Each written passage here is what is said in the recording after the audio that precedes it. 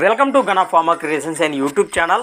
Friends, మరి మీరు చూస్తున్నటువంటి ఈ వీడియోలోని రెండు కూడా చేతెప్ప బండ్లతో పాటు మరి ఇసుక బండ్లకైతే నమ్మకమైనటువంటి ఫ్రెండ్స్ మరి ఒకే తల్లికి జన్మించినటువంటి రెండు కవల గిత్తలను అయితే మీరు ఇక్కడ వీడియోలో చూస్తున్నారు ఫ్రెండ్స్. మరి ఈ ఎద్దులు అయితే ఇప్పుడు అమ్మకానికి ఉన్నాయట.